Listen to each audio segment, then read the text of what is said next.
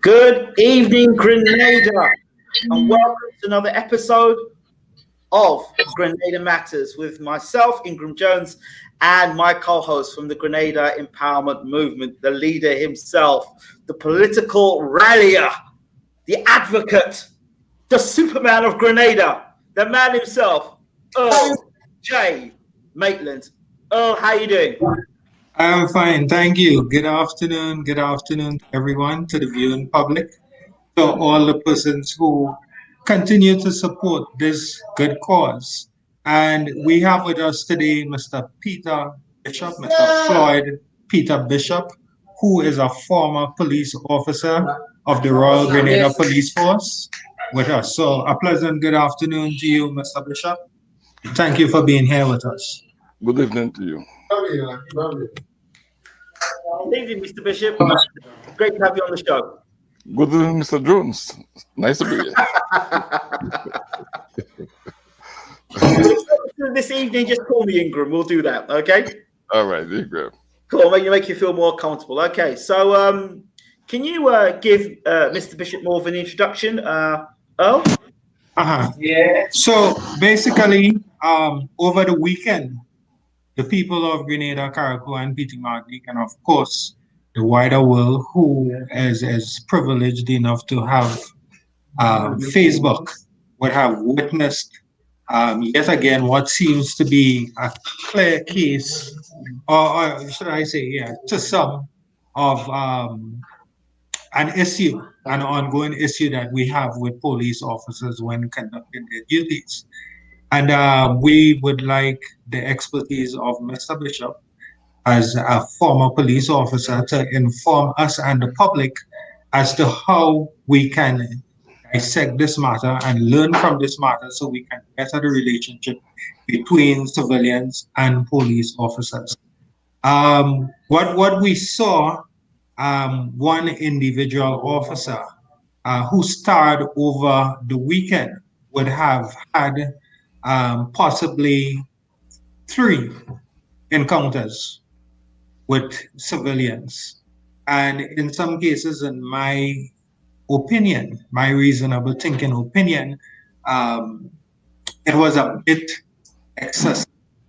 And I do not believe in a particular case where the officer, I believe in an area in Cherry Hill, where he shouted to a young lady and used a bit of some obscenities to the lady. It was very disturbing and distasteful, especially as a professional who represents Grenada, right? So, Mr. Bishop, have you seen those videos? Yes, I've seen two videos. And I've taken a look at both videos. Some things a bit troubling, some part of it troubling to me as a former member of the RGPF. It is always one always want the cooperation between the police and the community.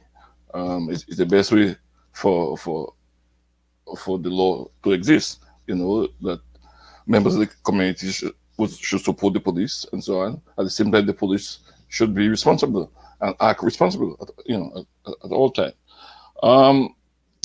It's not always easy, because sometimes some decisions have to be made in split seconds and so on. In those that I've seen, though, I would just say that applied. For example, trust me. For example, in my time, we didn't have miss, for example, right? I served up to the late 90s. So it wasn't issue miss. So I was a bit surprised when I see miss. So I double check with some of my colleagues still to find out, yes, and they say, yes, miss is an issue now, part of what the service provide. In my time, more you'd have your chon, what you call, I think people don't understand what that means. I see less of that now, quite frankly. But the fundamental thing here is the use of force. That is the fundamental issue here, the use of force. And the law clearly states that you must not use more force than is necessary. Yes, so yes, you could use force, but the force must be appropriate to the force that you're repelling, quite frankly, and so on. If you also ask me, for example, my take, especially on the first video with the young man, if I was in the police officer position, no, I would not have used the mace, for example. Yes, because in my view, I'm not so sure it is necessary to use the mace, quite frankly.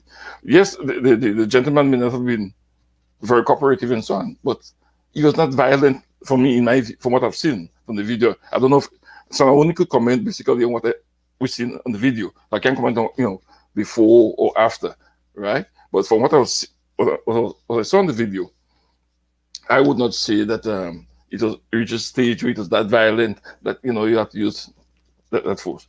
Because, for example, there are two things that police officers would always want to have in the position: tact. It must be very tactful. Discretion. These are two qualities that make you a good police officer. If you're tactful, you know when and how. Yes, that would help you. Your discretion, again, for example, would say to you, should I do this or should I do that? For example, because for example, and I've always said this to officers when I was there, I can go back. I can come back tomorrow and get you. It's a small society. I can, if for example, if I know all Maitland and Maitland use option language to me, I thought to run behind him. No, I don't have to. Because tomorrow I could go and find Old Maitland if he's in Belmont, wherever he's staying. Because we live in a small society. Yes? You could take, there are many routes to take a person to a court. You could arrest them, but you could also take them by summons. Nothing doesn't, nothing, so in some cases, it may very well be a good thing to assess the situation properly and put the proper mechanism in place to make a good outcome of what a bad situation. Yeah. So that's my take on that.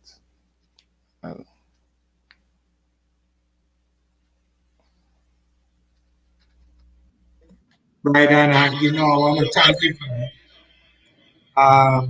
And you are correct. I would say um, discretion needs to be put into play, especially in such a critical position as a police officer, as a peace officer.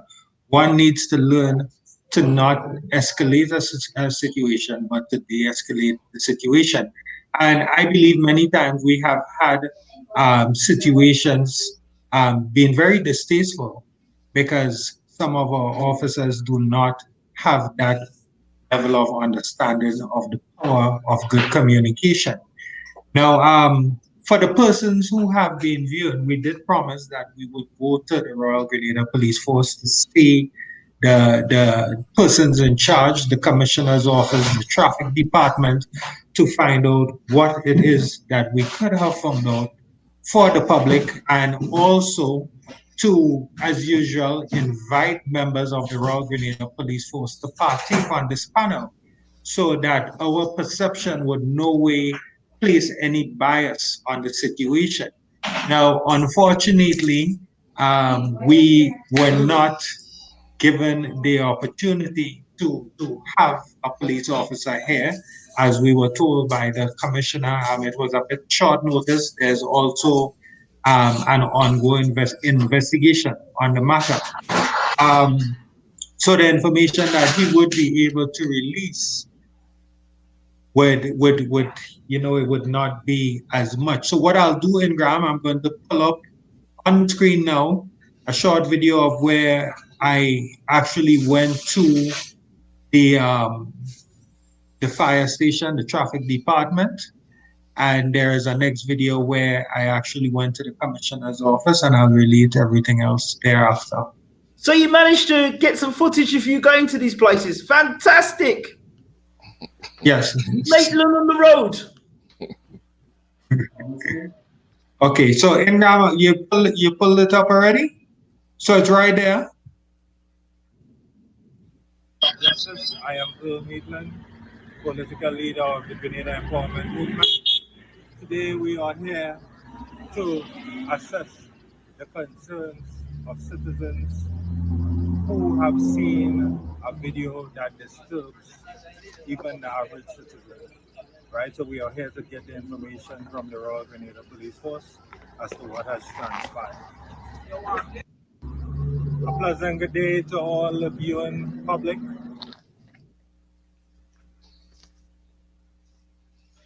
Right. So we went to the traffic department, and as usual, there are protocols to be followed, and the commissioner's office has to give the permission of the officers to disseminate information. Now we left there and we went to the commissioner's office. I spoke to the commissioner's secretary, and he was informed that I was outside. The gentleman did come outside, Mr. Edward Martin. He made his apologies and he informed me that he was currently in a Zoom meeting and he would definitely, again, assign someone to organize a meeting between him and myself. Right, so that would be sometime next week, because there are so many ongoing matters with police brutality and misconduct as we have here in Grenada. And this is the reason why we are having this show every Monday at 6 p.m. because there are so many victims who have traveled to the Community Relations Department and they have not been given the right justice. So hence the reason why this show is also called The Pursuit of Justice, because we're doing it for the victims, right? So without any further ado, now getting into the video to dissect the video, what I noticed is that this gentleman, this young man who was going to be taken into custody, first thing I noticed is that the non-compliance with the officer's instructions, right? So we have to know that because we cannot be biased, right? We do need our police officers to ensure that our communities remain safe and so on. The officers do have jobs to do, and we do appreciate that. However, we wish, we hope, we encourage officers to continue working in such a way that they would not be violating the rights of other citizens and they would not be breaching the protocols of the regulations. Now, the use of the mace, when the officer pulled out the mace, what I noticed at first, this mace was sprayed into the young man's mouth. And then I believe he sprayed it about 3 times, one to the nose, to the direction of the nose, and one to the eyes. Now, was this necessary? Ingram, what do you think? Have you seen the video? I haven't seen the video yet, but before we go into the video, I've just got to ask Mr. Bishop one question. What is the protocol? What is the training that is used by the Royal Grenada Police Force to handle citizens with due process and diligence? Because it seems to me that there is a standard procedure of training, and then there's do that will do whatever the heck you want to do. And because you're a police officer, you will get away with it. So can you just kind of explain to me what the protocol is with handling members of the public, those who are coming compliantly, as opposed to those being non-compliant? So these are the compliant members of the public I'm talking to, Mr. Bishop. Well, let me first say that, I mean, you have to consider that my training would have been late 80s right into the late 90s, right? So okay. I will not be able to speak if anything changed now. Yes. Okay. If a person is complying with you, no problem. I mean, it was not a mandatory that you have to handcuff the person. You know, for example, if I'm dealing with Maitland and then says, you know, okay, I'll walk with you. We're walking. We get to the station, whether you get a ride to the station or, you know, because for example, downtown St. George's, yes, you see let's use a bus, which is a which because this is some normal arrest in there you'll find with traffic offenses in terms of person, whether a bus driver or somebody. Once there is no issue, and the person say, okay, well, I will walk with you, or I'm prepared to give you a ride to the station. There is no issue. So it's not to say that you have to say arrest the person, handcuff the person. It's not necessary. It's not necessary, quite frankly. Yes. Um, as I said before, in terms of force, for example, in my time of training, it was very clear that this is the watchword, that you do not use more force than is necessary. Yes, that whatever force you're using must be equal to the force. Yes, no, it cannot be less. It cannot be less. It has to be equal or a little above it to repel it. Right. So, for example, let's see if we get an example. Someone is coming to you with a stick and so on. Yes, you not necessarily have to use a gun to disarm him from the stick. No, because that might, based on it, it may cause you to be in greater problem, that you use greater force than is actually necessary. But Right? that's common sense, or that's just using your nod. But there are some people. It seems that whatever the training you had back then, as opposed to now, there seems to be a problem. Something seems to have happened and gone amiss. Something's gone amiss now. Has that got to do with the people at the top? Are the people at the top responsible for all these officers that are conducting themselves like rogues? People are getting killed at their houses and being beaten in front of their children. And I mean, this stuff is going on. And obviously people want answers. And of course, you're not responsible for it. We're just asking you, in your opinion, from your day as a police officer, what could have gone amiss? I would not necessarily say that the blame has to be the leadership. Because, for example, I could have gone to training school, be properly trained, yes. And when I'm out on the street now, yes, I've gone on my own frolic, for example, yes. But if that is the case, I must be held accountable by my seniors, my superiors, yes, because if having conducted an investigation, you should be able to say, well, did I gone away from the protocol? Yes. And if I did, I should be reprimanded or whatever is within the police ordinance in terms of discipline that you want to prescribe to me. Whether it be because you could be fined, you could be confined, you could be dismissed, and also criminal charges could be brought against you. Yes. So I would not want to just lay it at the blame of senior officers. Once you are a member of the service, you have a responsibility to act appropriately, as the law would say, and you have that's a responsibility that you have to do. Yes, and if you fail to act properly, you should be held accountable and so on. Yes. And if I may interject, now I believe that some of the rogue officers that belong to the Royal Grenada Police Force have been encouraged to act with malice due to the fact that we have a community relations department and a public service commission that is charged with disciplining officers who break protocols, because we clearly have boundaries within the laws of Grenada that police officers are to act upon. Now, for instance, the specific act that I'm speaking of is called the Police Act, where it has the police regulations. Mr. Bishop just spoke about persons being fined and confined or even dismissed.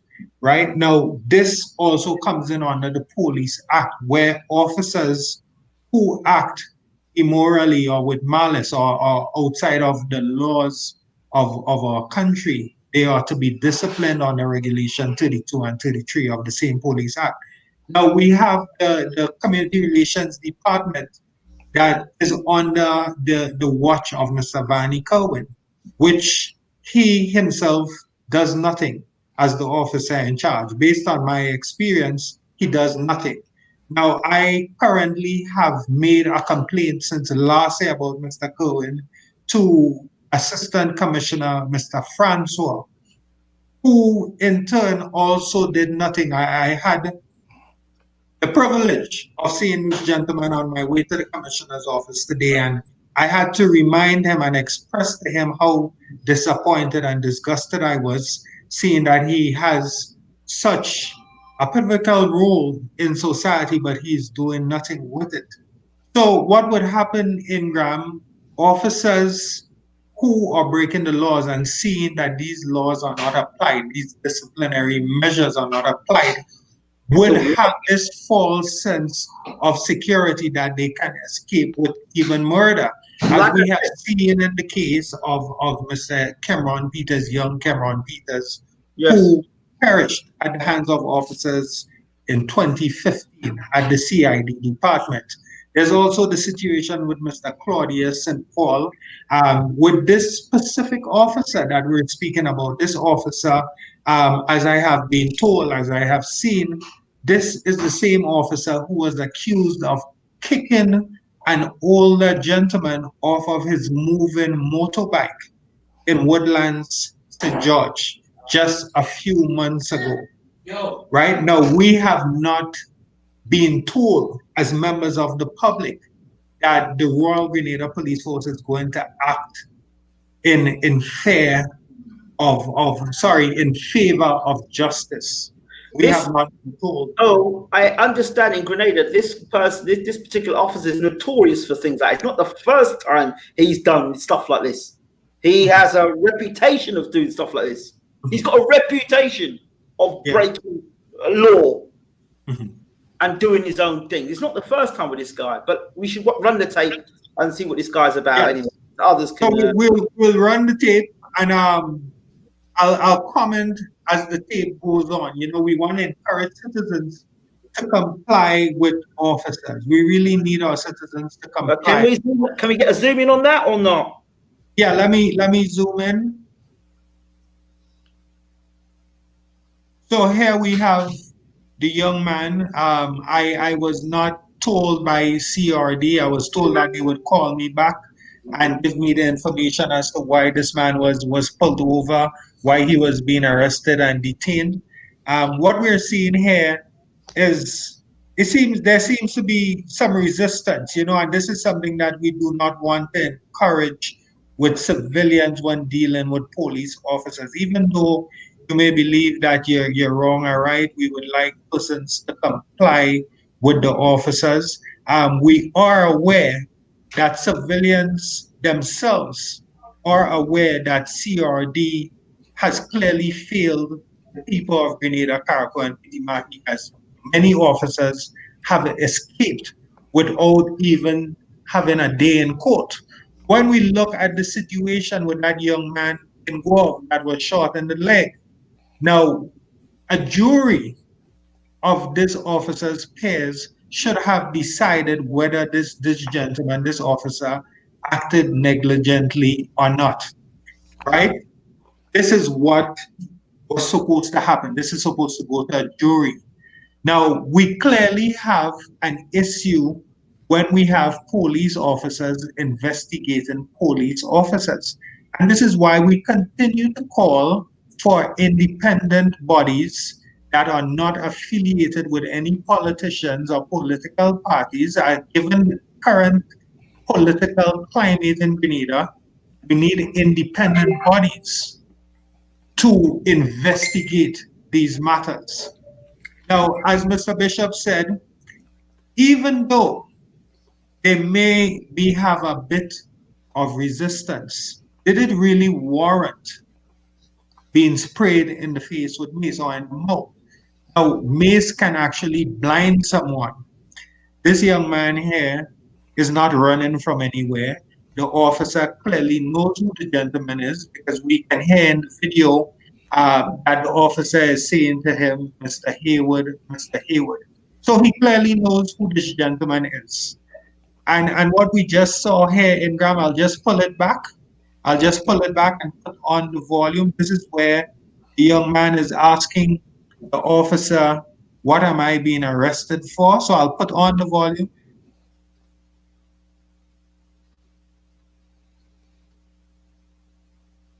Let me just put on the volume there in Gram and pull it back.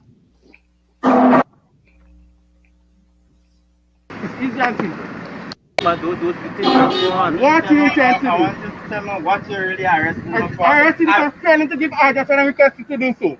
Easy and simple. You're charging, you tell me you're charging. Easy and simple. I want you to tell me what you're really arresting me for. Arresting for failing to give address and I'm requested to do so. Easy and simple. You're charging, you tell me you're charging. What? So this is what transpired. Was this justified? Was this justified? Why are our officers given The man wasn't even aggressive. He was asking a question, and he got the spray in his face. So let's just pull it back and play it again. You're really arresting for failing to give address and I'm requested to do so. Easy and simple. You're charging, you tell me you're charging. Easy and simple. So you pepper spray the man and everything, eh? Right. So in Mr. Bishop, there we have it. Now, was this Ingram? How do you feel looking at this video?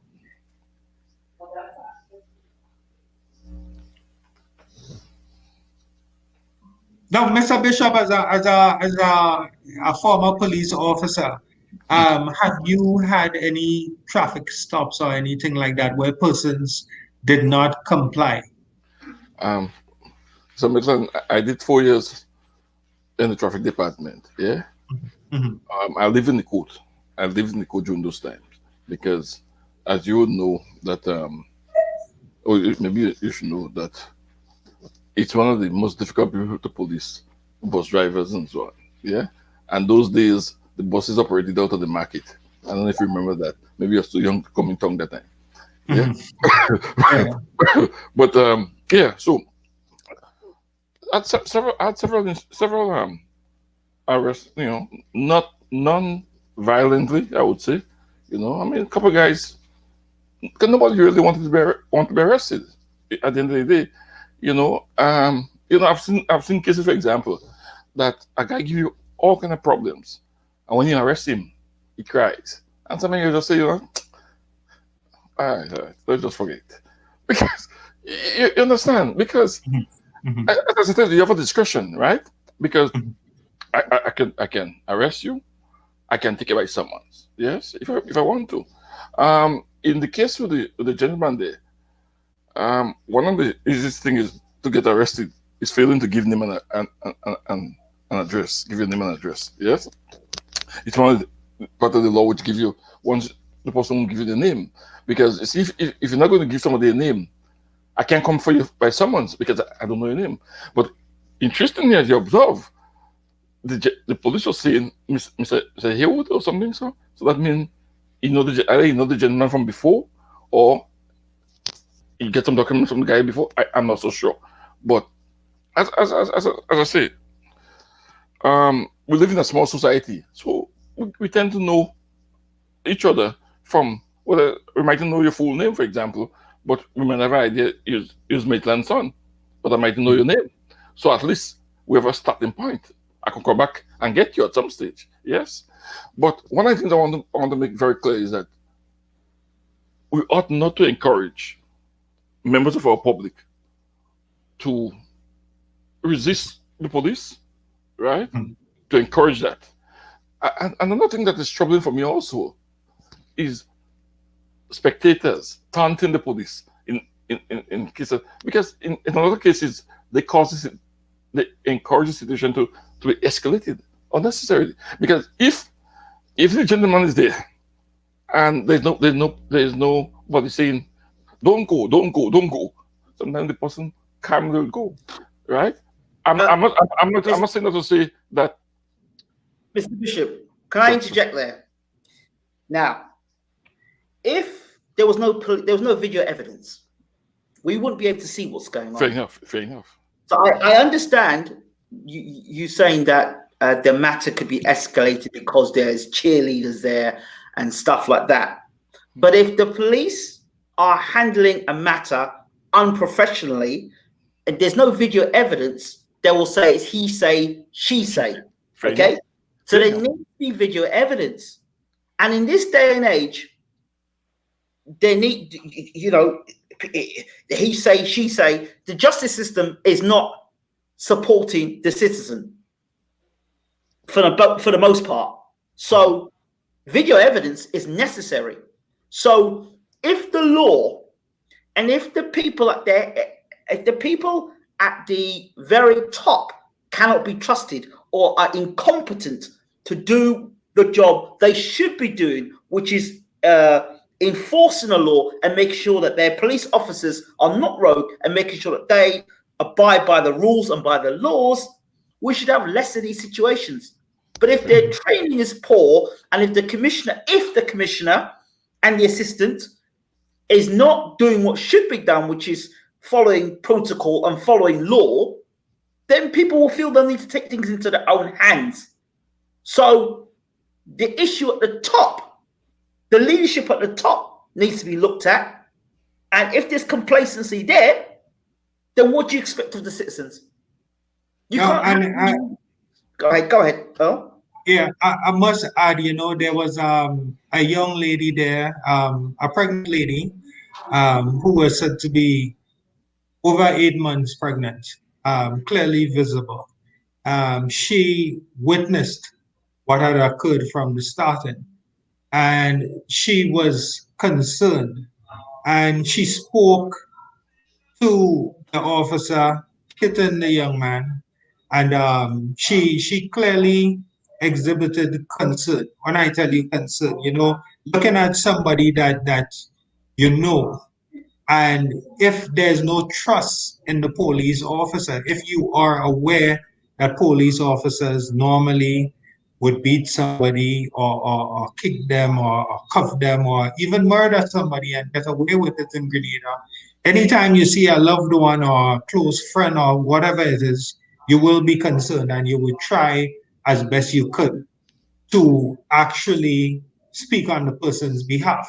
Now, this part of the video I'm going to play, this young lady, after witnessing the officer maced the guy, and normally, as we would see on different media forums and so on, when officers in America, England, Canada, wherever, when responsible officers actually utilize the kind of mace, what they would do, they would actually present persons with water or whatever it is to wash out the mace from the eyes, because persons can clearly be blinded.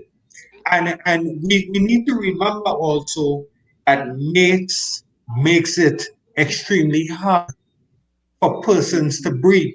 Now, what would have happened if this was a case where this guy or any person in the immediate area asthma or any breathing problems? What would have happened? Right? So this young lady, seeing that the guy's head was down, he could not see what was happening. The officer was escorting him to somewhere. She actually held on to that person that she cared about, and she was also assisting that person to go into the direction where the officer was bringing that young man. In no time, there was no time in the video that I heard the civilian saying to the young man, run, or try to escape the custody. She was directing all her questions to the officer. And again, the police regulations says that the officer should not be acting with their emotions, right? They should not be acting without anger, right? And what we're seeing here, Mr. Bishop, I want you to look at this carefully. Before you go there, okay. Before you go, let me just respond to my good friend Inga. I am at no stage saying that the public should take photograph and video. That's good. We live in a democracy. That is.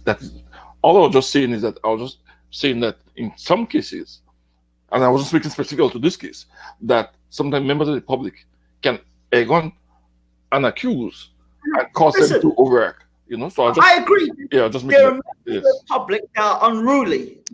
I'm not making any excuses for members of public that are unruly, right? And don't know how to behave themselves. I don't know how to conduct themselves. Them people should be thrown behind bars, and the key should be thrown away with it. I'm not talking about them kind of people. I'm talking about the citizens of Grenada, the innocent citizens of Grenada, or those people in Grenada that are being their rights are being infringed upon by these rogue and unprofessional police officers.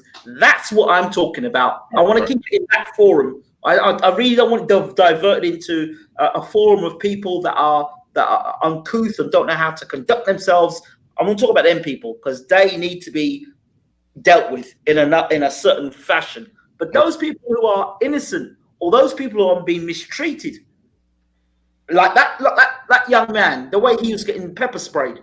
I mean, there's no explanation for that, except for the fact, the only thing I'm thinking in my mind is that if you look at the size difference, and I hate to say this, the size difference between that police officer and the gentleman he was engaging with, he may have felt slightly threatened. So he reacted in a way he felt threatened, so he sprayed the spray. That's the only thing I'm thinking. Because otherwise, why would you spray the spray? For what reason? Apart from being threatened. This guy's going to throw a punch at me. Let me spray him quickly.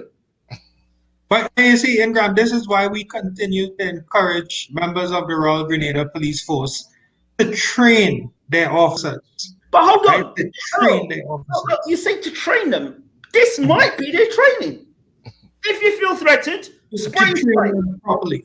You know, Mr. Bishop, we have even recommended a martial arts trainer, Master Melvin Coutain, to the Royal Grenada Police Force, so the officers will be able to disarm an individual without even damaging them, right? And that is the beauty of martial arts. Yes. And we can't afford to have situations like these where this officer, we can clearly see he is struggling to take down a young individual. And this officer, as we said, has complaints, a majority of complaints behind it. You know, and Ingram, I want you to play this part of the clip here, right? I want you to play this part of the clip. Yeah. Can we get a zoom in on it again? Yeah. Right down. Let's get. Can we get a view at the end of that video? Can we get some sound with that, please? And all zoom right. in. Okay. Let's get some sound. Can you zoom in on that video, please? I ain't hear no sound. Neither me. Right, can we get some sound on that? Oh. Right. Oh, there's no sound. So basically, Ingram, now what I saw here in the video, and based on what I heard, it sounded as though the young lady who clearly knows the guy. Oh, there was no sound. Nobody cared. Oh, there was no sound. All right, let me run the whole clip back, please, because all I saw was a dodgy camera and some sort of confusion. So if you can play it back so everyone can see it. Because next people will be saying that we are trying to set police officers up. So we're not, and this is why we clearly went to the commissioner's office and invited them to be on the forum here today.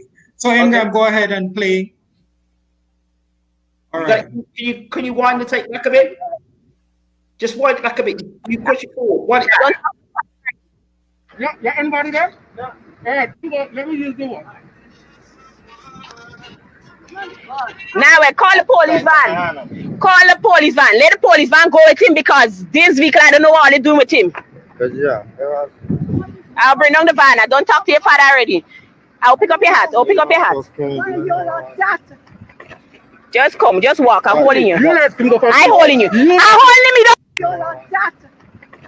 Just come, just walk. I'm holding you. I'm holding you. Just come, just walk. I'm holding you. I'm holding you. I'm holding me. Don't know where you're going. Just come, just walk. I'm holding you. I'm holding you. I'm holding me. Don't know where you're going. I'll bring down the van. I don't talk to your father already. I'll pick up your hat. I'll pick up. Did he slap her? So Wait. what we see in here, based on what I saw, now the young lady knows the gentleman. She called the father. She said, "Listen, we're going to bring down the van and we go into the police station." So at no point did she encourage the young man to try to escape custody, because she already said that I call your father and we're going to bring the van and we're going to meet you at the police station. Yeah. So she did not say, "Mr. Hayward," or whatever the young man's name is, "run away from the police," whatever. Now, when we look at the video, we can clearly see that the young man's head is down. His eyes are most likely closed because he was just maced, right? And the lady was about to hold his hand to assist him and the police officer so he could walk to that direction. And we clearly saw the camera moving in different directions. Now, based on what I was told by someone who was passing by, at that point when she held the arm of the gentleman, the young man, she was attacked by the police officer. Right? She was attacked.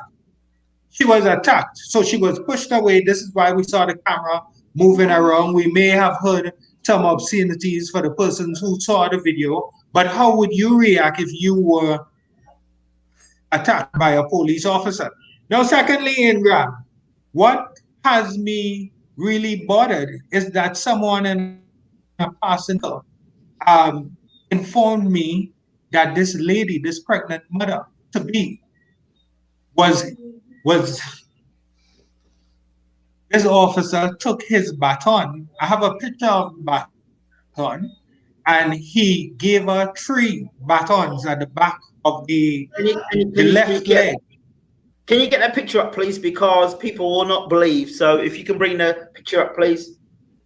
Let me get you the picture. She was given 3 batons at the back of the left leg, right? Some persons were claiming that this young lady was actually taking off her top to attack the officer. No, this is totally incorrect. This young lady, and I confirmed this information, this young lady, what actually happened is that the officer held up this pregnant mother to be by the shirt. Let me show you a picture of where she was collared up, and this is most likely why the shirt came off. She was being dragged by the officer. Got the picture? 1 second. Let me just share the screen. And Mr. Bishop, as a former police officer, how do you feel, looking at a picture like this? Ingram, go ahead, pose that picture, please.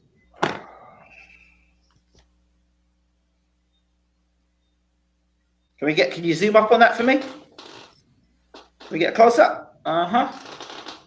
So what's that now? Oh Lord. So this is how the top came off.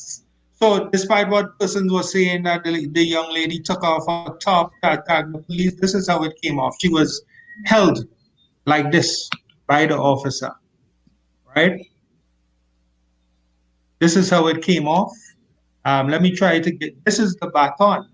Have we got any more pictures? Yeah, this is the baton that struck the lady at the back of the leg 3 times. You got a video of it by any chance? Yeah, but for legal purposes, I would not be able to run that specific video, But this is the baton here, and this is Mr. Bishop. This is completely this is steel, right? Is it? This is what? This is what? Steel. The baton that we have here. No, the baton in my time was wood. But this one is actually steel. This is the one you knock on the ground to get it back in, because it has 2 or 3 extensions. Okay. So you can still. I'm not familiar with yeah. No. So that one is steel. So imagine, was this really called for? Was it warranted? Was it necessary to take a steel baton and attack and hit on the leg, on the left leg, a pregnant woman. Um, Very disturbing. Very disturbing. So Very disturbing. I still don't understand. This is this the Royal Grenada Police Force training protocols, or is this person going rogue? That's the question. It's a good question. I might not be able to help you with that. No, you might not, obviously, because of the time scale, yeah, but right. But I mean, from a general outlook, you know, I mean, going back to the 90s, for example, here are some of the things. For example, back in my time, we avoided much interaction with females, male to female, for obviously good reasons, because you could be easily accused of some sexual scenarios. Yes, so you avoid that. That was part of the protocol back then. You know that you always say, you know, you want a female police woman to deal with a female because you do not want to have the accusation, rightly or wrongly, put at you, quite frankly, because anybody can say that. You don't necessarily let it happen, right? But even more troubling for me, a pregnant woman. I mean, Pregnant woman. you want to be very. That's a very delicate situation. You Extremely. understand? And in my view, honestly, my own personal view, yes, and I would want to hear the police down the road on it later on. That is you could just deal with this woman tomorrow, if you ask me, because Exactly. there's no need. There's no, you know, she's committing murder, for example, no serious crime. Yeah, because I do not know what are the allegations. I do not know in relation to her whether she been charged or she accused of. I don't know, but I'm saying whatever it is, right? Because from all I heard from the video, she's saying speaking to the gentleman, and in some cases speaking to the police and so on. I didn't hear any obscene language. I didn't hear any threatening language. I didn't hear any insulting language. I ain't seen that was not said. But from the video that you played and that I've seen on Facebook, I did not hear none of those things, quite frankly. Yes? okay. So, Mr. Bishop, can you hold on a second, Al. Can you explain to me the process or the role of a commissioner in a situation like this? Had it been in your time, and how would the commissioner, or how would it be investigated, and how do you think the outcome would be? Well, community relations is a department that deals with what you call internal investigation, which a member of the public want to complain, have a complaint against an officer of the force, right? Or anything that whether he or she thinks that should be wrong in terms of dealing. Statements. The process will be statements will be collected from the gentleman, for example, the prisoner, the female, right? From the officer, his or her story, the person in charge of like Corinne, for example, right? The first report will go to him, then you look at it, then he do his cross checking, and then it will be forwarded to his superior, whether it be one of the ACPs, right? You know, the assistant commissioner of police and so on. And they'll be the ones to bring in the commissioner of police if, you know, a report will go to him, right? But an ACP, for example, an assistant commissioner of police might be able to sign off and say, well, okay, based on what we collected and the recommendation from community relation, yes, there was some instance of abuse, or no, there was no evidence of abuse and so on, but also to come out of it to say, listen, you may not have committed an offense, but we may think you may need some retraining because based on the protocols established, you did not follow the protocol as you know as was laid down, quite frankly, and so on. Yeah, I hope I did justice to your question. Thank you so much for your honesty. Oh, have we got any more footage? Yeah, I actually have footage here from a next traffic stop that the officer made. As I said, that officer was starring over the weekend. On the Saturday, I received a next video where the officer actually shouted to a young lady, "Keep your ass quiet," shouted in her ear. So I'll play that one after. But we spoke about the importance of discretion in dealing with matters. Yes. Now, this is a traffic stop done by the same officer at the bottom of Lotus Lane, St. George, where I understand he was actually ticketing someone. And this is the outcome of the officer trying to ticket someone, although he could get the person's information and get back to them. As Mr. Bishop said, Grenada is very small. We have this relationship with Inland Revenue and so on, where officers actually know who the owners of vehicles are and so on when we take the number plate. So persons are not hard to find. But this is what transpired because this officer decided to do a traffic stop. So Ingram, just pull up this video that I have there. Let me run it. I'm hearing the tune in the background, Notorious. So I have to call this guy, this officer, Notorious. So this is a traffic stop at the bottom of Lotus Lane, right? 1 second, right? So here we can see the backup of the traffic. Wow. Now, normally, anyone does this, it's obstructing traffic, right? So this officer is at the top of the hill here, doing a traffic stop, inconveniencing every other driver because he decides that this is the place to stop someone to ticket them. And this is where discretion comes in, right? Right here. So this is the officer at the top of the hill doing a traffic stop right here. And this is the result.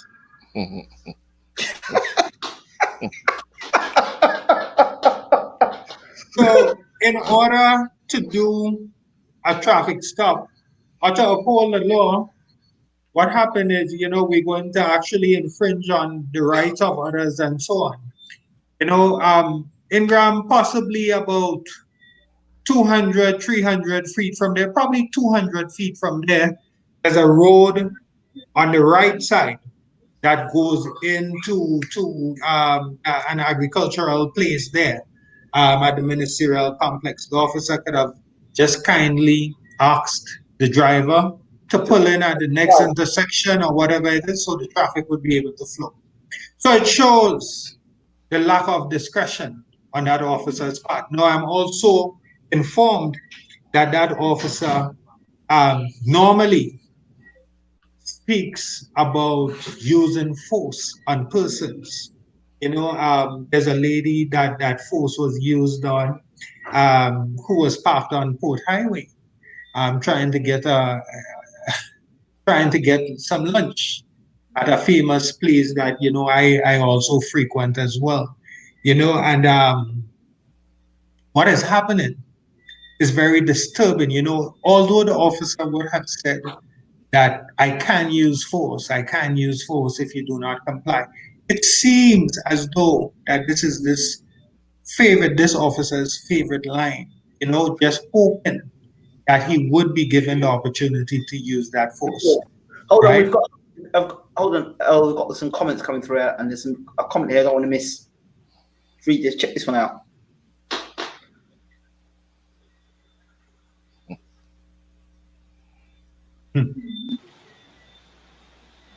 Really sad. And Ingram, and Mr. Bishop, we spoke earlier of the role of the Community Relations Department. Now, as I said, as a responsible citizen, I decided to go to the Royal Grenada Police Force and invite them to be on this panel and also to get information from them. And when I got to the parking lot of the Community Relations Department at the bottom of Fort George, I was greeted by a female corporal, and I was told that I could not park there, even though I explained to her that I was coming to do business at the Community Relations Department.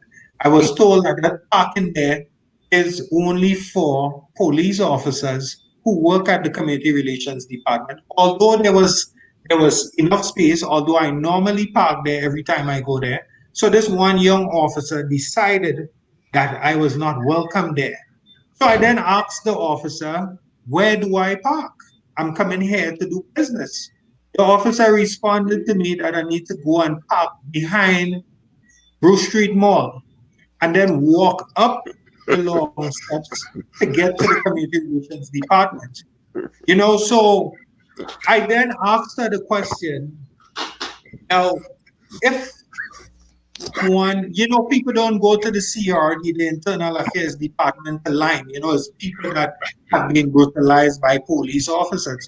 What would happen, especially in a situation where an officer might fancy shooting someone in the leg or beating someone up as they usually do? What would happen if a person was unable to walk due to the blows that they received by a police officer? Would you tell them to go to the mall and park and walk?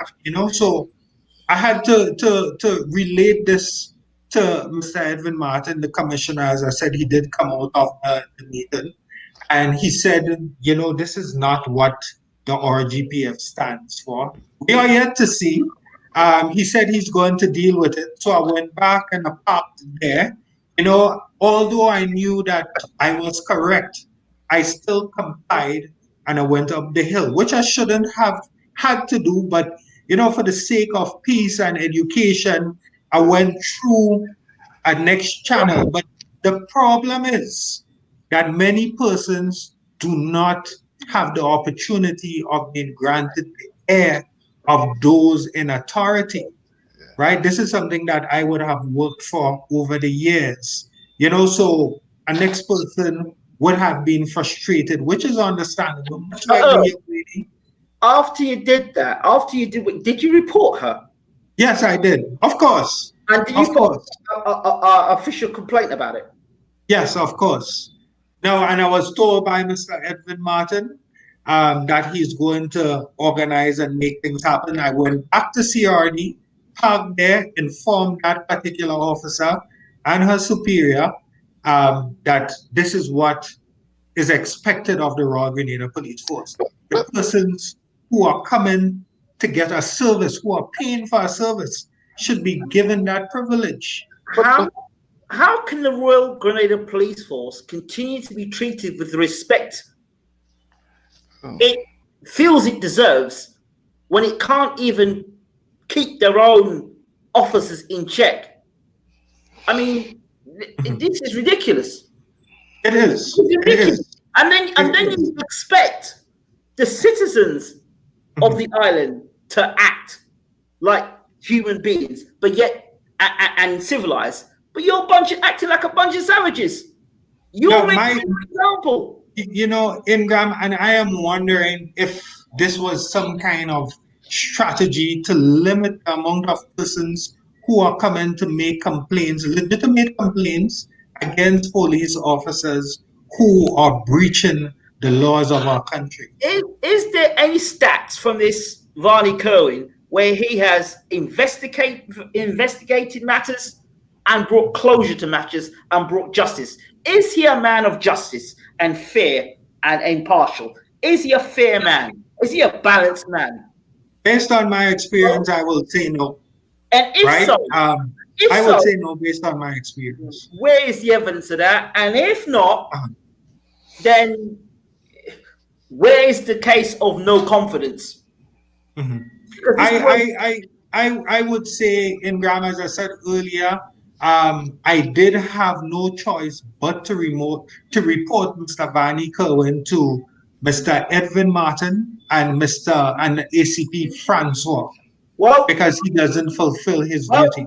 Well, if they don't want to fulfill their duty, then we will fulfill our duty to continue the embarrassment and showing the embarrassment to the Grenadian public and the wider world of how incompetent the leadership is. That's what it's got to be. Because if extremely incompetent. If they can't listen, they must feel. And they must come to understand and be ridiculed. Because it's unacceptable. People on the island having to put up with this. Taxpayers are paying these people to be incompetent. You see, this is very troubling, you see, because the police service cannot operate without members of the public. Yes, it is crucial that you have the support of the community, because that's how you solve crime. Yes, you depend on the very community to solve crime and so on. Um, we have a history in the 70s where the police was like that in the 70s. That there was so much atrocities committed against against the citizens that the respect and the trust of the police was badly eroded. I would hate to know that we're going down that road.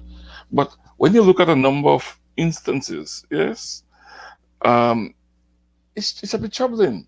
You see, because um, there's too much tension, too much between the police and Mhm. and the public, and in my humble opinion, unnecessary tension.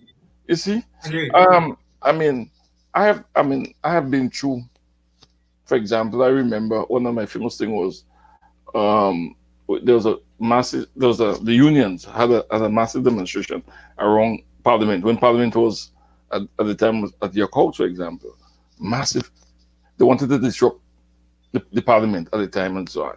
Yes, I mean, and you're talking about crowds, but you have to try and maintain the public wants to want to match on to your cause, and you're there to try to prevent them from disrupting the Parliament and so on. Things got haywire, you know. Yes, baton was used, confrontation, and so on. But things like that you expect that because normally in demonstrations and marches you will find clashes with police and so on.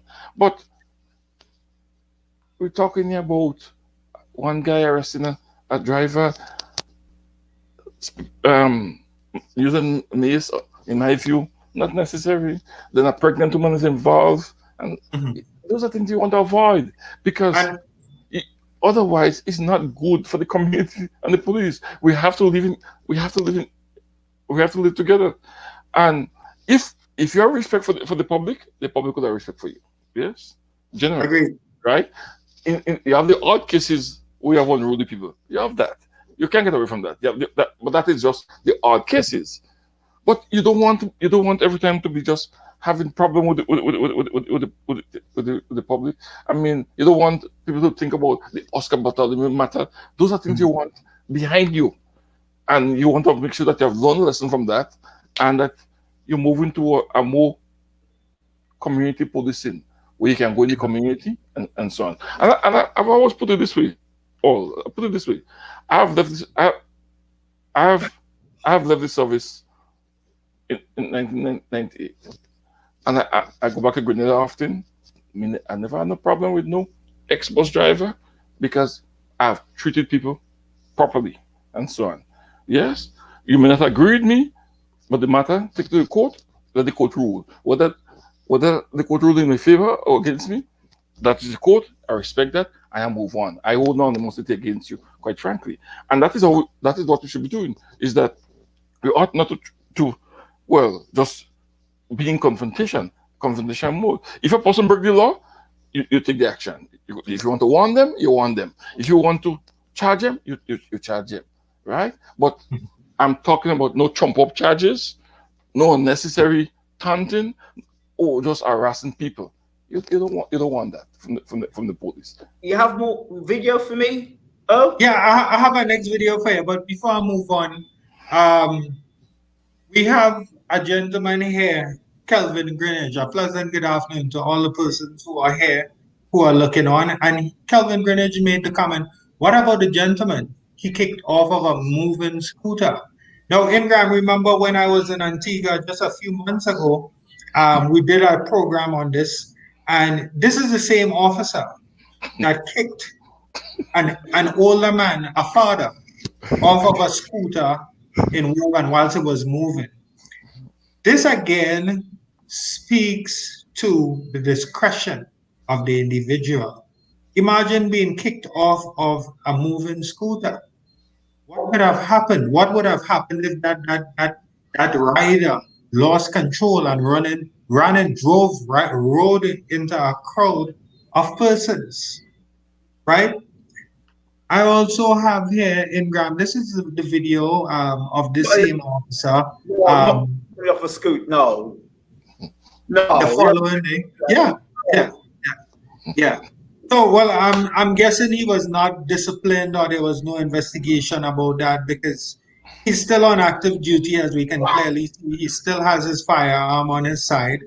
So, but we still have Mr. Kerwin collecting that handsome salary in the Internal Affairs Department.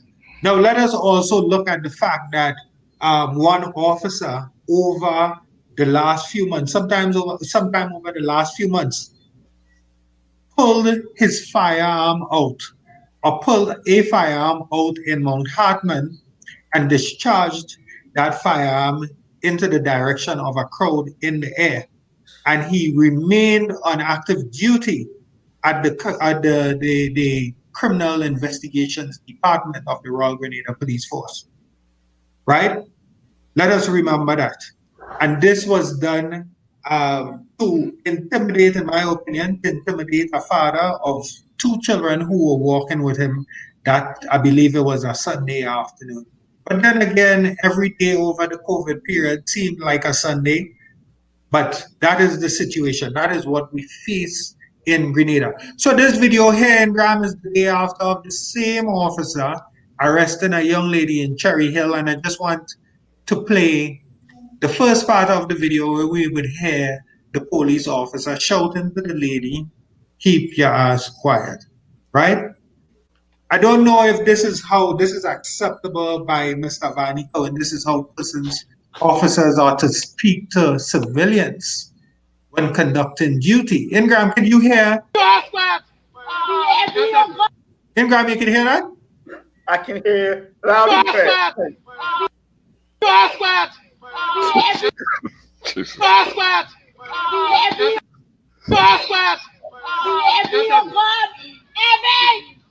What's the problem? Keep your ass quiet, he said.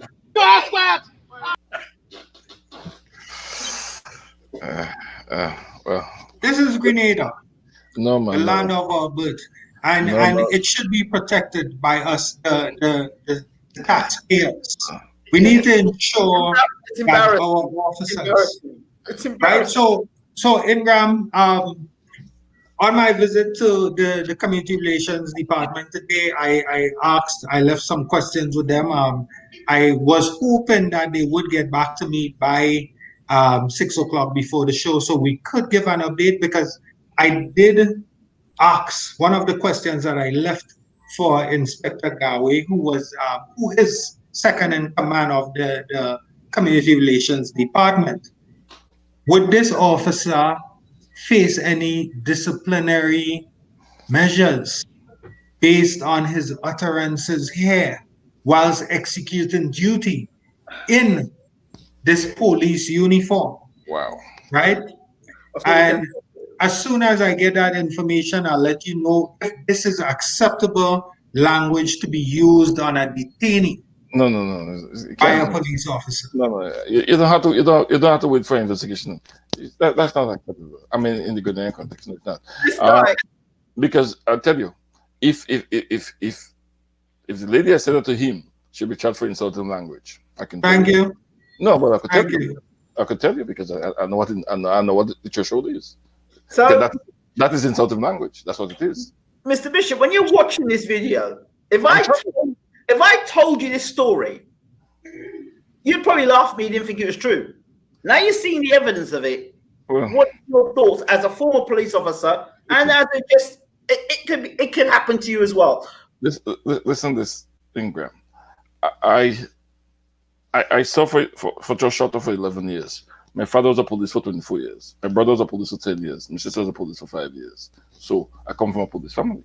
Yes. So I have tremendous respect for law enforcement. Yes. But I'm also an objective person. And if something is wrong, I will call it out. That is what I want to be known for. If something is wrong, I call it out. Yes. So as much as I'm pro police, if you want to call me that. Yeah. But I am for law and I'm for order. So how is this man allowed to continue to be doing we'll call him notorious because that's what he is. Listen. From the videos I've seen, it's troubling. Yes. Troubling. Well, Just to be mild. to be mild, troubling. Yes, it's troubling because I couldn't imagine myself conducting myself like that in the public, quite frankly. Should be put on gardening leave. An investigation should be done. Here's video evidence. No. You listen. You need to be going on garden leave. You're making us look bad. But what? Yeah. No, certainly. I mean, I cannot see the police having this thing continue. No, it is problematic. Trust me. It's not good. It's not good. It's not good for the same man. Yeah, it's not good for the public. And he's been caught. He's been caught. What about those who are doing it and not getting caught? Yeah. No, and you see, this is why I have consistently called since 2016 for body cameras on police officers. Now, the first time I called for body cameras on police officers was when young Cameron Peters was found hanging by officers in CID.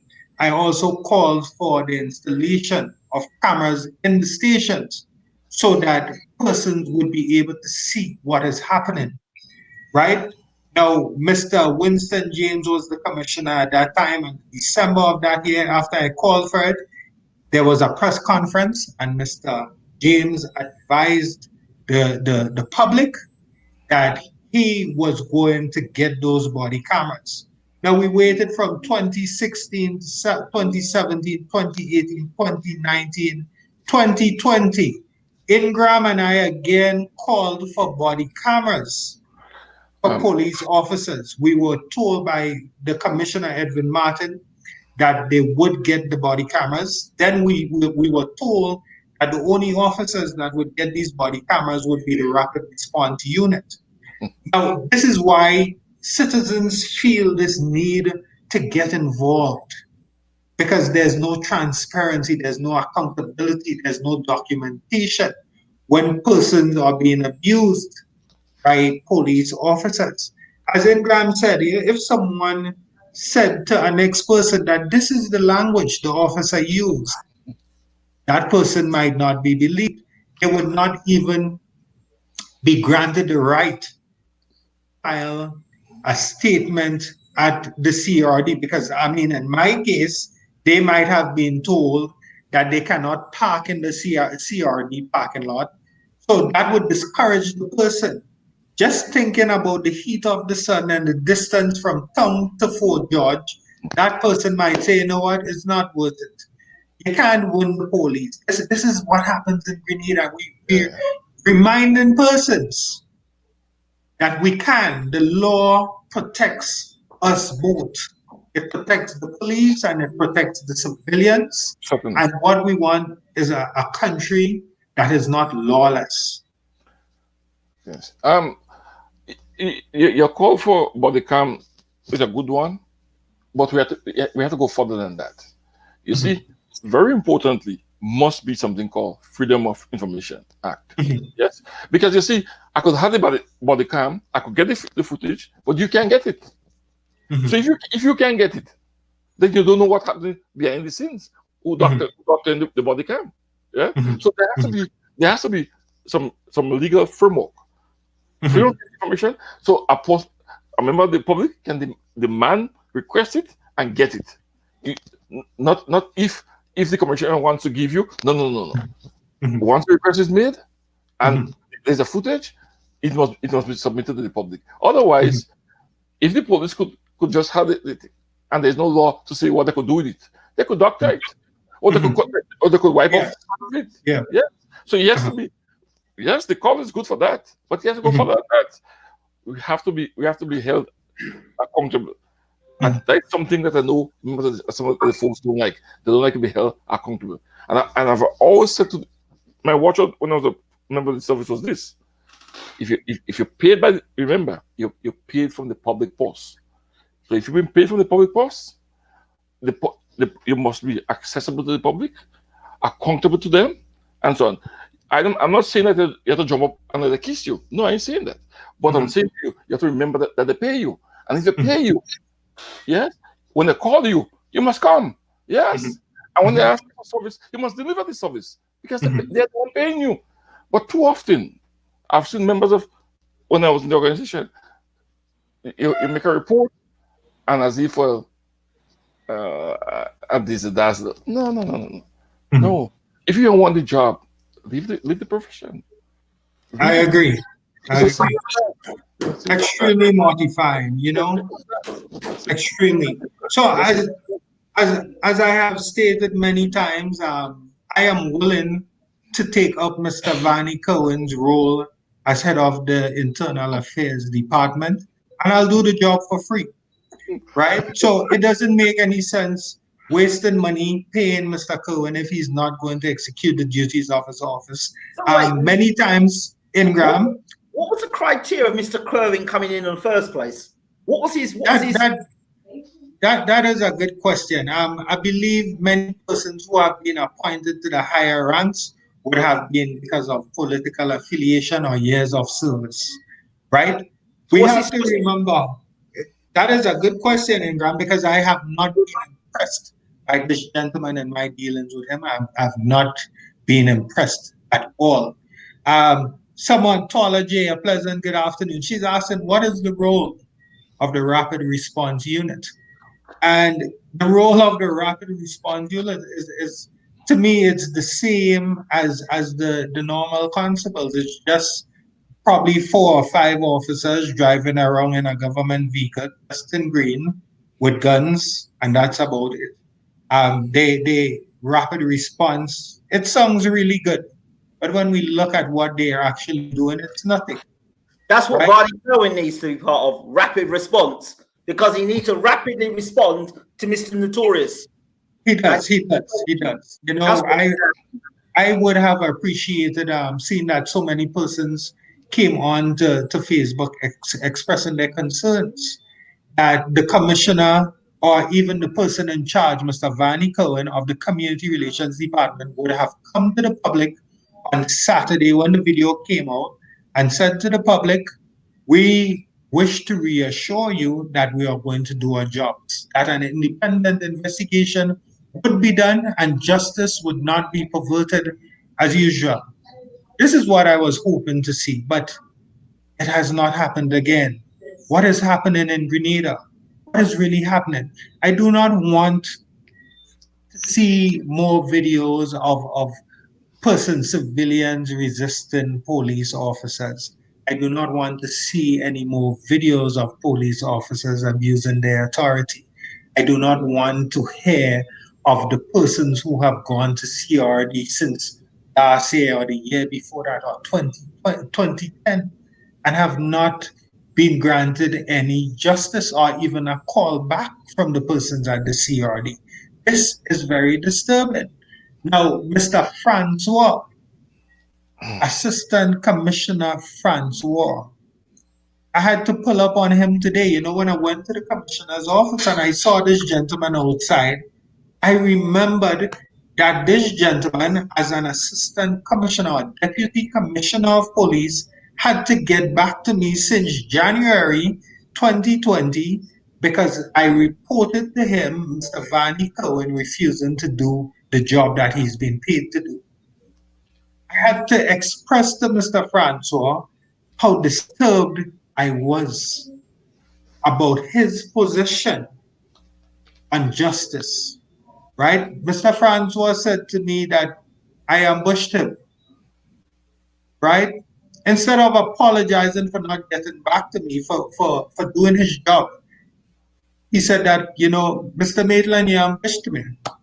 I'm not in the office, I running out, I go in and do something, leave your number inside. Said, Mr. Francois, frankly, I'm tired of leaving my number and not hearing anything. Why is it that you and Mr. Cohen should be collecting these salaries and we have hardworking, law-abiding citizens, right, who make sacrifices every day to pay taxes, which are collected by police officers who refuse to pay the service. But then again, this is the nature. This is basically the norm in Grenada, where we have persons in the public service, because we have to remember that our police officers are public servants and peace officers. We have persons in the public service who refuse to do their jobs and nothing happens. Now, the PSC has a responsibility to discipline officers above the rank of sergeant. The commissioner of police has the ability, the legal ability to discipline officers below the rank of sergeant, right?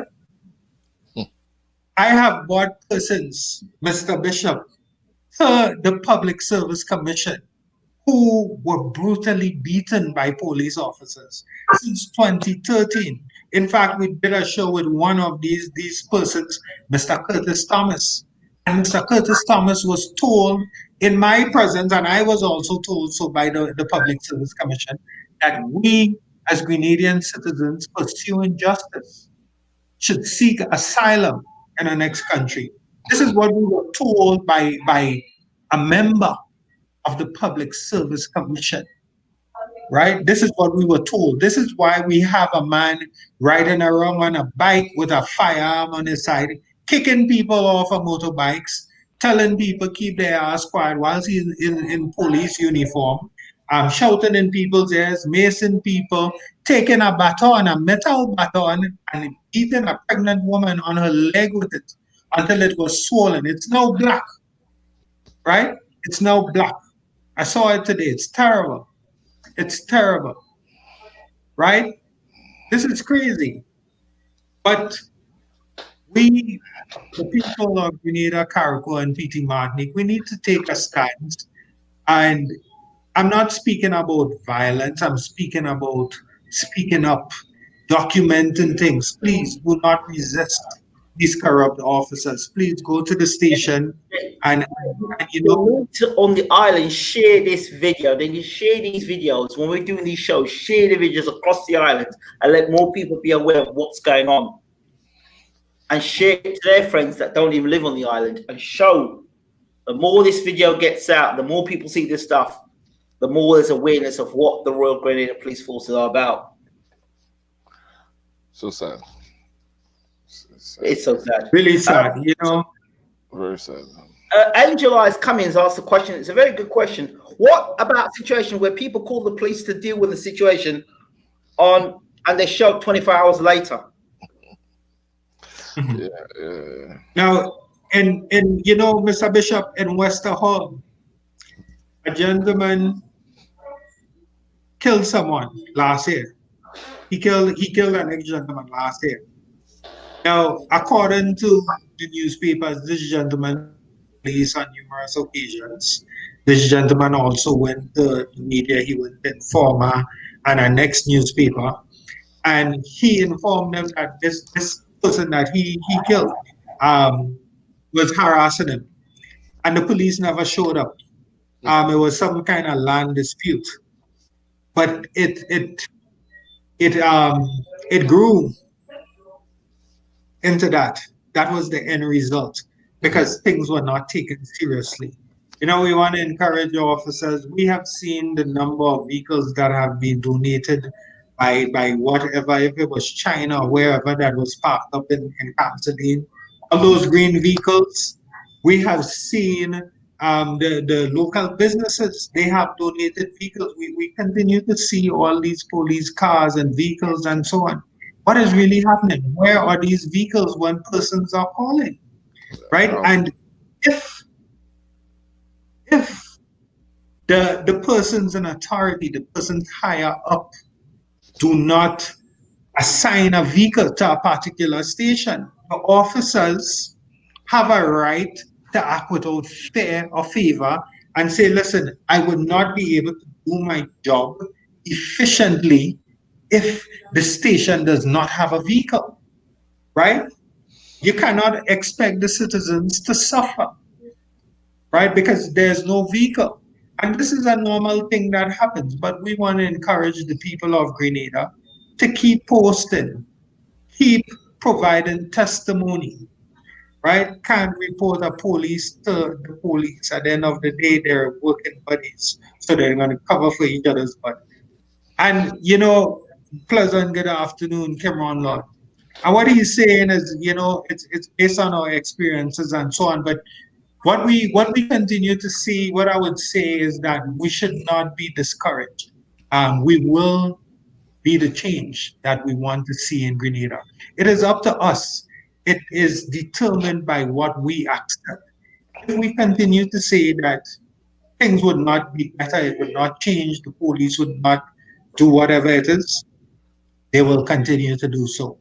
When they recognize that we are all educated, that we will not accept the injustices, things will change. We need to go to the commissioner's office regularly. Anytime we have problems, anytime we see a person being beaten by a police officer or scorned or treated unfairly, we need to go to the commissioner's office and say, hey, Mr. Martin, I am a tax-paying citizen of Grenada. I am law-abiding, and this should not be happening in our communities by a police officer, because this police officer has duties according to regulation, the police regulations, and he has broken it. We would like you to discipline this officer or pursue the disciplinary measures to the PSC or to the Minister of National Security or whoever the person is. There are too many victims of police brutality, and it must end. It must end. Eventually, it will end. But we have to ensure that it is decreased sooner than later. We do not want the next situation with Cameron Peters. We do not want the next situation with Bruce Briggs, who was shot by Inspector Lee on top Old Fort. That gentleman himself did not even face a jury because it was determined by the RGPF, his colleagues, that it was a justifiable shooting. So, once again, pleasant good afternoon to all the persons that have been viewing. We do this show every Monday because there are so many cases of police misconduct and brutality in Grenada, Carriacou, and Martinique. This show every Monday has been assigned to deal with such, right? Imagine having a show that's dealing with police brutality alone because it has so many, right? I'm not happy. I'm not happy to hear that. But the reality is the reality. I'm not either. But I'm not either, you know, because I find it. Let me say this. I mean, I heard you say that so many times you give the police information, your number, and they will not respond to you and so on. Let me give you my own scenario I had with the police and so on. So you imagine now that I'm no longer police now. I feel sometimes some of the same rats that people used to tell me before that used to happen and so on. I made an application to the police in 2016. Yes, 2016. I made an application to them for a particular service. It took me 2016? No, 2015, sorry. It took me 2 years. 2 years. But I had to go to complaint. I went to complain to ACP Prinks. I had to then complain to Deputy Commissioner Martin at the time and say, listen, it's 2 years. Why treat me as if I'm not a citizen of this country? Why? But I knew politics was part of it. Yeah. Nobody had to tell me that. I live in Grenada, so we know what Grenada is. I mean, we could jump around and pretend things are happening, but the reality is the reality. So anyhow, eventually Martin assured me he could look into it, and he did look into it. I must give him credit for that and so on. Now, here is the interesting part. In 2017, the application came through, right? In October, in August of 2017, the police had my email address, they had my phone number, and so on. I did not know that the thing came through until October. And not that the police contacted me, I just went to inquire what the latest. They say since in August, the matter is concluded.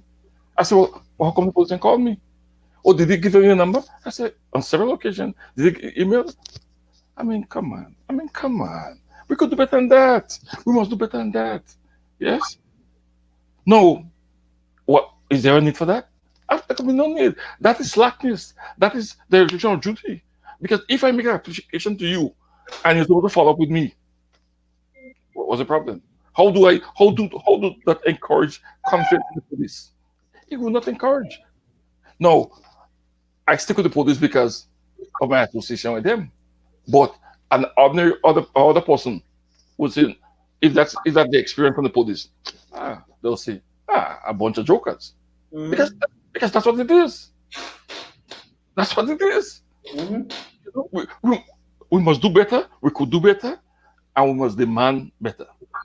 You've been paid from the public purse. You must deliver the services. Okay. I Yeah. cannot overemphasize that.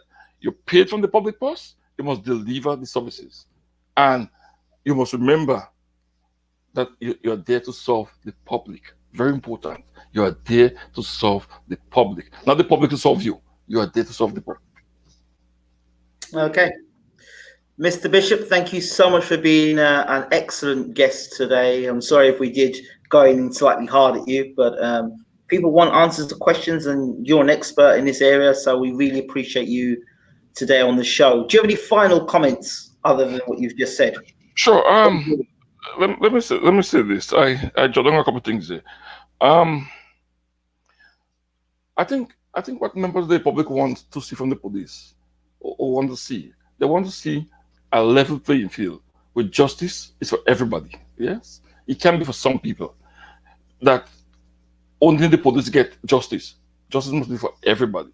That is important. Yes, very important is the police need to do more outreaching into the community, so that community policing should be the hallmark of the RGPF, because the world is going that way. Community policing, the more engagement with the community, bringing the community closer, fostering a better relationship with the members of the public and so on. All that, if you do more public outreaching, that will help this kind of incidences that the police is having with members of the public and so on. Now, the police may very well have to look at the training, whether the training is is relevant to today, because you can't be training and we're still having these problems. No, no, no. So it's either okay, it's either the training is not adequate, or our recruiting is a problem. We if you well, it's true. If you pay peanuts, you get monkeys. We know that, right? But okay, we know that police officers are not, they could do with much more concern. But still, you cannot use that as an excuse because you're not being paying good, that you're doing a substandard job. The training need to come under scrutiny to find out whether or not the training that the police is enforcing, is using, is serving the public properly. Okay, if it's not, then we need to revamp the system. So in closing, let me just say that we do not want we do not want a repeat of Oscar Bartholomew and that kind of scenarios. We do not want a police to come back to the 70s where members of the public lost confidence. We want members to have confidence in the police, but how would they have confidence when you perform, when you deliver, when you are accountable, and when you're fair-minded? You need to be fair-minded. Treat our citizens properly. Yes, whether they're Dummy James, you need to still treat him properly. As citizen, there should be no difference in the laws. One for one set of citizens. No, no, no. We all should be treated equally and fairly. So thank you so much for the opportunity. I look forward to come back at your convenience. Mr. Bishop, thank you so much for being an excellent guest. We really appreciate you. Mr. Maitland, closing thoughts. Right. So, Mr. Bishop, thank you for taking the time off, to speak on this matter that many are concerned with, right? Again, we want to encourage the citizens of Grenada and members of the Royal Grenada Police Force to have better relations, right? The communities cannot survive without police officers. We want to encourage the good police officers out there to continue being good officers and try to mentor the others, those that just come into the force, to be just like you or even better than you are, right? We really do appreciate all the hard work that has been exhibited by some of our officers, but we simply cannot neglect the fact that there are rogue persons in the force who need to be weeded out. And this is the duty of the CRD, and we would love to see that the CRD functions efficiently without bias, without political interference, and whatever the case is. So Ingram, as usual, it is 12:36 a.m. in England, and we have Ingram with us here speaking on issues that affect Grenada. So Ingram, thank you as well for providing the platform to the viewing public. We want to encourage you to join us every Monday at 6 p.m. on our pursuit to justice. You can contact us on Facebook page by sending an inbox or whatever it is, a comment or a testimony, and let us assist you with dealing with it. Let us assist you in pursuing justice. So once again, thank you. Be safe. God bless. Don't forget to like us on Facebook, Grenada Matters. Thank you all so much. This has been Earl, Mr. Bishop, and myself, Ingram Jones. I wish you a pleasant good night. Thank you.